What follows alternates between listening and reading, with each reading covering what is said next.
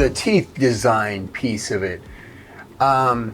Do you guys, when and I know, but when you get to this stage, do you have like multiple templates that you guys go, okay, this is more aggressive or more masculine, more feminine? How does that piece work? So it's a long process. So from the start, before we even take out a tooth from your mouth, right?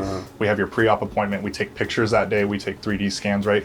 And then basically everything they use on the surgery day, from the conversion to help us get a bite and establish our VDO, that design should be made in mind with a few things. So we look at face shape, age, and gender, really, and that helps us decide the template we use. So every software has a library that it comes with, and there's tons of libraries you can get.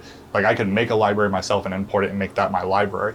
But we start with, there's like triangular, there's square, there's oval shaped teeth. So we kind of look at all those characteristics and decide on the shape. And then from there, we copy it, we make adjustments. And then when we go to your pre-final, that's when we make the big adjustments. Because at that point, everything's healed. We add your last molars, we fully load everything. And so we want to make sure everything is aesthetic, the patient's happy with it. So from there, we're pretty much staying with the original design from the start, but changing a few things, line angles, length, midlines, if anything's off.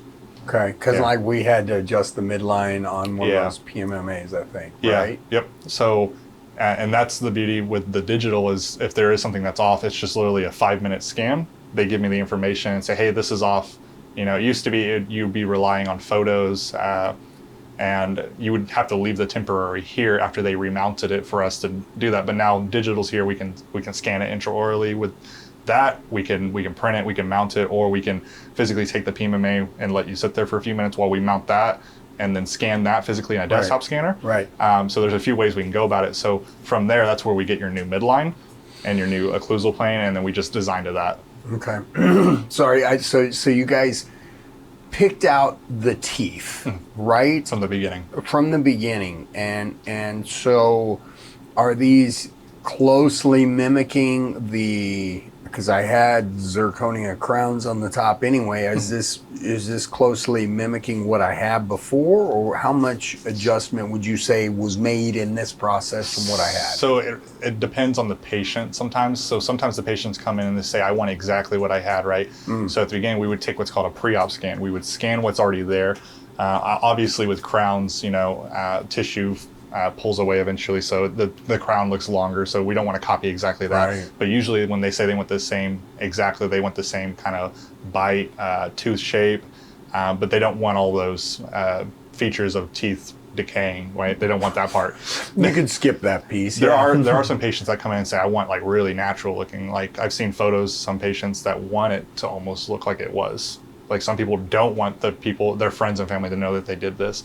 And there's some people that want Hollywood smile because they're spending the money on it. Let's do it, right? So it depends on the patient. So if you came in that day and say, hey, I like what I have here, they'd probably take a scan of that, and we would design your pre-op set based off your original teeth. Okay. Right? And then there's some, like I said, but there's other patients that come in and say, I want something different, right? And we kind of guide them based off what they have, the 3 features we talked about, gender, age, and then face shape. And we kind of discuss based off what we think. And then everything after that is just refinement. If you'll allow me to address the community for just a second.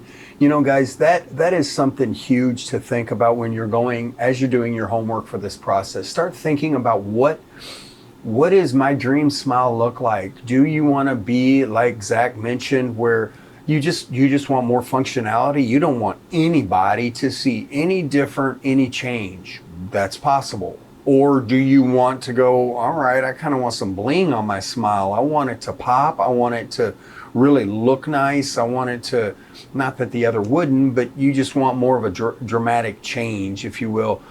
Start thinking about that ahead of time, because this, I've mentioned it in multiple videos, so I'm going to take a chance to mention it again. This is a partnership. You don't just sit down in the chair and then they do everything. In fact, be scared if that's kind of how it's structured. Make sure that you have input. Be prepared when you come in. Look at some different, even magazines if you want, of teeth shapes, because I wouldn't even have thought of that, and I've been in this industry now for a little while. I mean, granted on the business side, but still worked in labs and kind of had this. And so I want to encourage you guys as you're going through this process, think about shading. Think about, are you like me where you're going to have one row natural, one row replacement, and how much do you want that to match? And we talked about in one of the episodes where I'm going to be probably doing some veneers or looking at some whitening and that kind of stuff. So just think about that ahead of time, because the more you have that figured out, the easier it's going to be for the clinician in the lab to really get you exactly what you want versus you ever feeling like you had to settle. So thanks, Zach. I just want to kind of, how would you define this shape of teeth, just out of curiosity? What would be your definition? So it's very, I would say there's some rounded edges, so it's not super masculine, like there's more rounded edges. There's very natural open embrasures and stuff like that. We have some patients that don't like all this anatomy on it, so they want it super flat. So the light striking across this, as you can see as I turn it, is what gives it that natural look in some aspects. Like if it was super smooth and super flat, you wouldn't have that. It would look like what they call chiclets, right? Yeah. Where it's just bleach and it's just very bright and it's smooth. Yeah. And some patients want that, and that's okay. And then some patients don't want that. And so here, we were going for a very natural look because you still have your natural lower teeth, right? So I would say these are kind of more squarish. They have a little bit of a taper, obviously, coming up, but that's just natural teeth, because normally your teeth would come up and then it would go straight in, and here's where your root would be.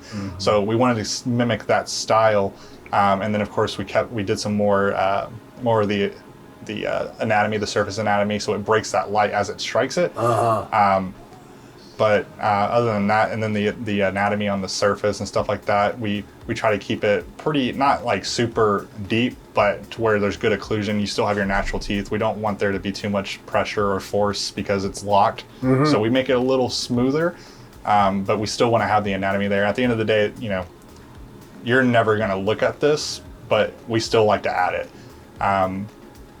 But everything on the anteriors, these front six, that's where we really focus on that to make sure we have a lot of our details in our anatomy to make sure it pops. Okay.